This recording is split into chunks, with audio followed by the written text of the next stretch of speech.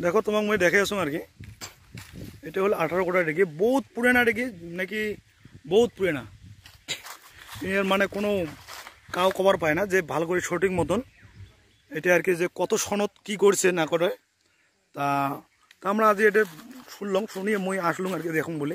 মনে অল্প জাং তালে দেখি এসো, বহুত বেড়ে যাম বলে রাজা আলম্বর থেকে, মানে রাজার অবস্থার থেকে চলে যাচ্ছে আর কি এই দিকে। তা তোমরা গেলে মই দেখাং বলে বহুত কষ্ট করি আর কি আসলো।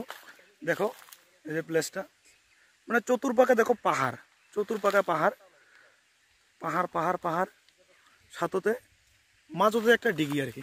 তো এটা একটা মানে মানে ঐতিহাসিক আর কি একটা বস্তু আর কি, যেটা নাকি এমন একটা যে পাহাড়ের মাঝত একটা এরকম ডিগি থাকবে, আর সেই ডিগির নাকি আর কি জল থাকে সব সময়, কোনো সময়ের জন্য এই ডিগির কিন্তু মানে জল শুকায় না আর কি, মই মানে শোনা মতে আর কি। তো এটা বহুত পুরিনা আর কি, দেখা যাওয়া লাগছে। তো তোমরা গেলে মই দেখার চেষ্টা করি আসো। তা কথা হল মই জানা পাইছো যে এটা নাকি রাজা মহারাজা যেগুলা আসছিল আর কি, এটাই আর কি মানে আসছিল ছান করছিল। হ্যাঁ, আর এটাই নাকি বহুত পুরানা পুরানা বস্তু, মানে দৈবিক শক্তি জড়িত আছে আর কি যত সম্ভব। কারণ মোর একটা আইডিয়া, কারণ এগুলো বস্তু সহজে না হয়, কারণ কিবা কারণত